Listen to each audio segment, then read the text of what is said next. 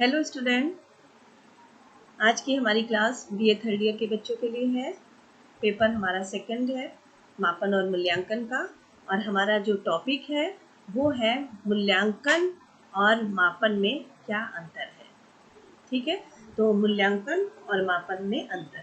इससे पहले की जो हमारे वीडियोज़ हैं उससे आप थोड़ा ये चीज़ें ज़रूर से देख लीजिएगा कि मापन क्या है और मूल्यांकन क्या है और दोनों में क्या अंतर है। आज ये हम आपको एक्सप्लेन करेंगे कि मापन और मूल्यांकन को क्या अंतर हो सकता है। ठीक है, तो चलिए पढ़ते हैं कि शिक्षा के क्षेत्र में मापन और मूल्यांकन में क्या अंतर है।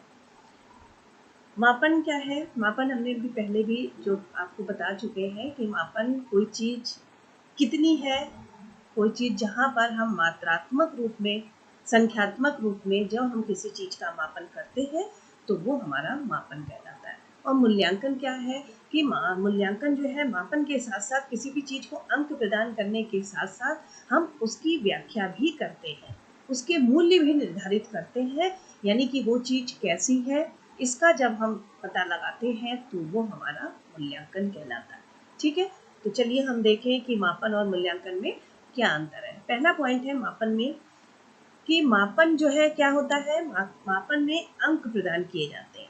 ठीक है, कि कोई भी चीज़ है या कोई भी बच्चे को किसी भी विषय में कितने अंक मिले हैं और इसका हम मापन करते हैं, तो ये हमारा केवल अंक जब हम प्रदान करते हैं तो वो हमारा मापन कहलाता है। तो मापन में अंक प्रदान किए जाते हैं। जब कॉपियों की जांच कर उसमें अंक प्रदान करना, जब हम लोग जो बच्चे आप एग्ज़ाम देते हैं और एग्ज़ाम के बाद जब हम उसकी चेकिंग करते हैं, उसको जांचते हैं और उसके बाद हम उसमें जो अंक प्रदान करते हैं वो हमारा मापन कहलाता है। मापना ही मापन है, किसी चीज़ को मापना ही मापन है कि कोई भी चीज़ ये कितनी है, 1 मीटर है, 2 मीटर है, उसको इंची टेप से, किलोग्राम से मापन जब हम करते हैं, लीटर के हिसाब से, जब किस टाइप का जो भी हमारा मापन है वो मापना ही हमारा मापन है। तो परीक्षक छात्रों की कॉपियों को देखकर उनकी योग्यता को मापते हैं और अपना निर्णय अंक के रूप में प्रस्तुत करते हैं। जब परीक्षक आपकी जो भी एग्ज़ाम की कॉपियाँ होती हैं, जो भी आपने एग्ज़ाम दिया है उसकी जब कॉपियों की चेकिंग करते हैं और आपकी उस विषय की योग्यता का मापन करते हैं, तो अपना जो भी उनको समझ में आता है, जो भी आपने लिखा है उसके उसमें अंक प्रदान करते हैं।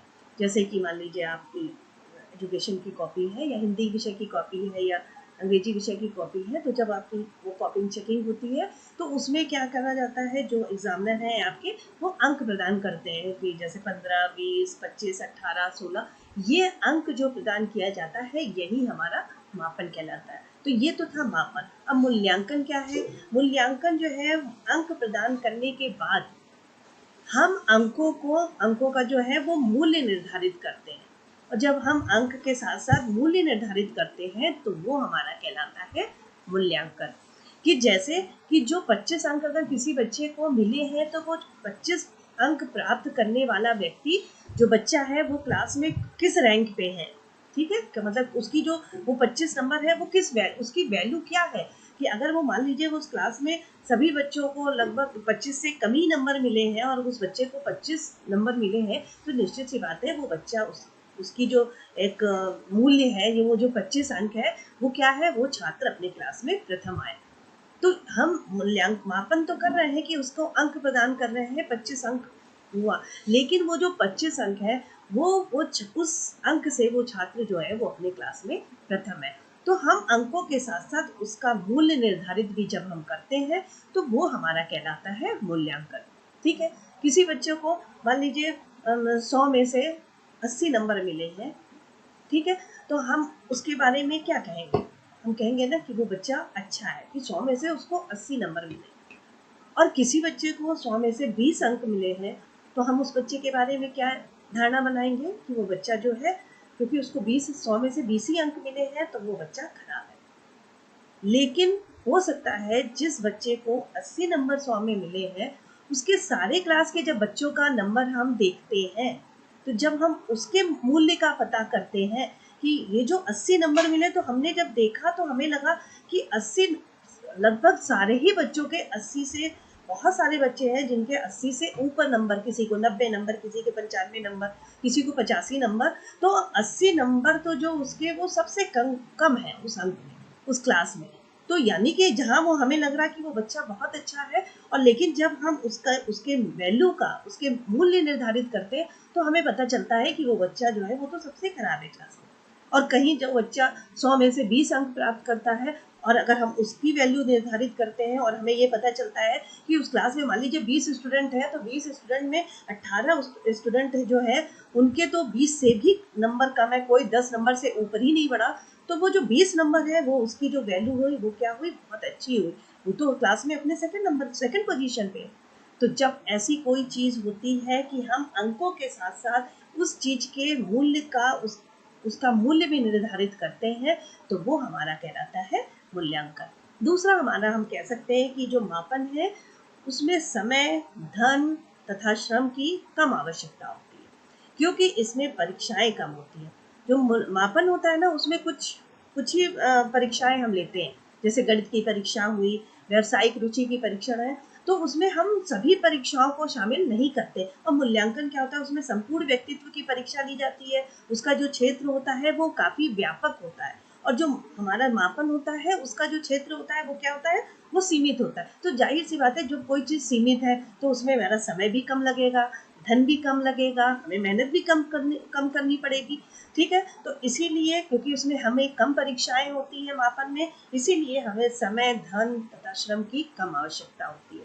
परंतु मूल्यांकन में क्या है कि मूल्यांकन में, क्योंकि हम जो मूल्यांकन का क्षेत्र है वो क्या होता है, विस्तृत होता है, व्यापक होता है। तो जाहिर सी बात है, जब कोई चीज हमें व्यापक रूप से पढ़नी है, हमें संपूर्ण व्यक्तित्व की परीक्षा लेनी है, उसके लिए हमें क्या, समय भी ज्यादा लगेगा, उसके लिए हमें धन भी अधिक लगेगा, श्रम भी, मेहनत भी ज्यादा करनी पड़ेगी। तो क्योंकि इसमें कई परीक्षाओं का निर्माण होता है, प्रशासन होता है तथा विश्लेषण भी सम्मिलित होते हैं। तो मापन क्या है, मापन में समय, धन तथा श्रम की आवश्यकता कम होती है, और मूल्यांकन में श्रम, धन तथा समय की आवश्यकता अधिक होती है, क्योंकि इसमें कई परीक्षाओं का निर्माण, प्रशासन तथा विश्लेषण शामिल होता है। अगला हमारा तीसरा पॉइंट है कि मापन का क्षेत्र सीमित होता है। अभी हमने आपको बताया कि उसमें क्योंकि हम कम परीक्षाएं शामिल होती है, कम चीजों का ही हम परीक्षा लेते हैं, जैसे गणित हुआ, व्यावसायिक रुचि की परीक्षा, तो इसीलिए उसका क्षेत्र क्या है, सीमित है, और इसका उद्देश्य केवल वर्तमान आवश्यकताओं की पूर्ति करना है। जो इस समय हमारे सामने है उसको केवल हमें उसका मापन करना है, उस चीज के बारे में जानना है। तो केवल जो वर्तमान आवश्यकताएं हैं उसकी ही हम पूर्ति करते हैं, और इसमें जो है वो कुछ गिनी चुनी ही परीक्षाएं ली जाती है, जैसे गणित की परीक्षा तथा व्यावसायिक रुचि की परीक्षा। परंतु मूल्यांकन क्या है, मूल्यांकन में संपूर्ण व्यक्तित्व की परीक्षा ली जाती है, उसके शारीरिक, मानसिक, सामाजिक, संवेगात्मक तथा अन्य पक्षों की भी परीक्षा ली जाती है। उसमें हम सभी चीजों का मूल्यांकन करते हैं, इसीलिए जो उसका क्षेत्र है वो व्यापक होता है। तो मूल्यांकन में कई परीक्षाओं का समावेश होता है। अगला हमारा है कि मापन के आधार पर निश्चित धारणा नहीं बनाई जा सकती है।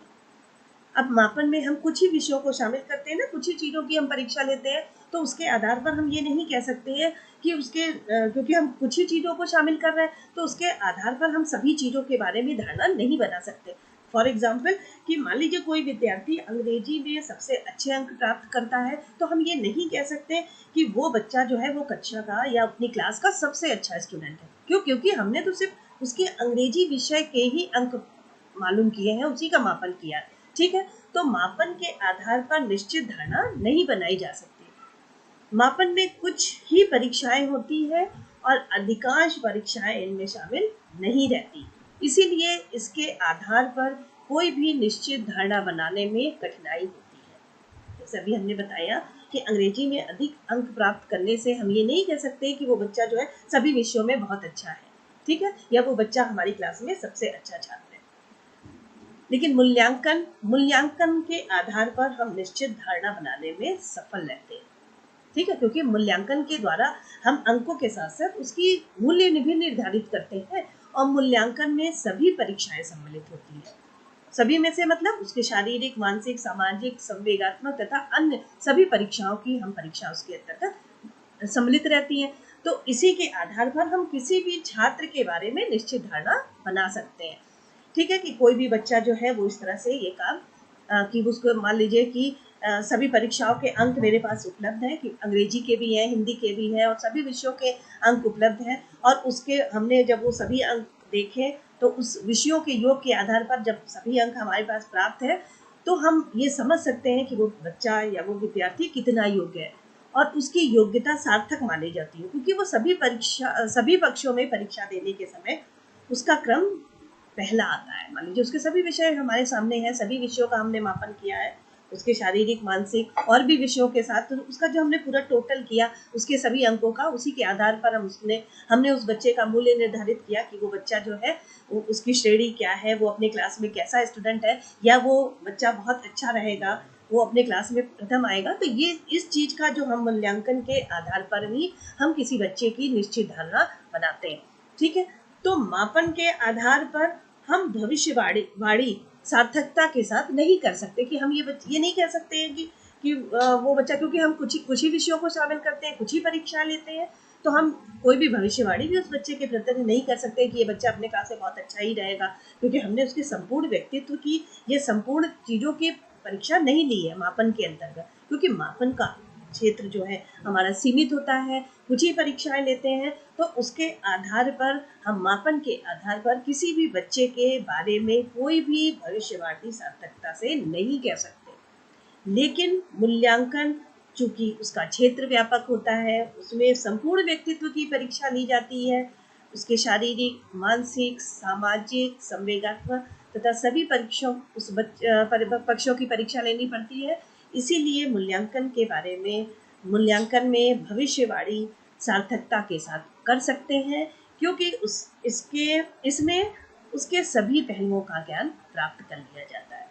ठीक है, तो जो हमारा मापन है और जो हमारा मूल्यांकन है, इन चीजों के जो हमारे जो पॉइंट्स हैं, इनके आधार पर हम बिल्कुल निष्कर्ष रूप से कह सकते हैं कि मापन और मूल्यांकन में क्या अंतर है। एक बार हम फिर देख लेते हैं कि मापन जो है कोई भी चीज को अंक प्रदान करता है। आपके जो एग्जाम की कॉपियां हैं उनको भी जब परीक्षक चेक करता है तो उसमें वो केवल अंक ही प्रदान करता है, और मूल्यांकन में वो अंक के साथ साथ हम उसके मूल्य भी निर्धारित करते हैं। मापन का जो क्षेत्र है वो सीमित होता है, मूल्यांकन का क्षेत्र व्यापक होता है। क्यों सीमित होता है? क्योंकि उसमें कुछ ही परीक्षाएं ली जाती हैं और मूल्यांकन में संपूर्ण व्यक्तित्व की परीक्षाएं ली जाती है। मूल्यांकन मापन के आधार पर कोई भी निश्चित धारणा नहीं बनाई जा सकती, क्योंकि उसमें कुछ ही परीक्षाएं ली जाती है, और मूल्यांकन के आधार पर हम एक निश्चित धारणा बना सकते हैं, क्योंकि उसमें बालक के संपूर्ण व्यक्तित्व की परीक्षाएं हैं। मूल्यांकन में सभी परीक्षाएं सम्मिलित रहती है, इसलिए हम उसके आधार पर कोई भी निश्चित धारणा बना सकते हैं। और मापन में भविष्यवाणी सार्थकता के साथ नहीं कर सकते, लेकिन मूल्यांकन में हम कर सकते हैं। मापन का क्षेत्र सीमित होने के चक्कर में समय, धन और श्रम की कम आवश्यकता पड़ती है। मूल्यांकन का क्षेत्र व्यापक होने के चक्कर में मूल्यांकन में श्रम, धन तथा समय की अधिक आवश्यकता होती है। तो ये तो हमारा कि मापन तथा मूल्यांकन में क्या अंतर है।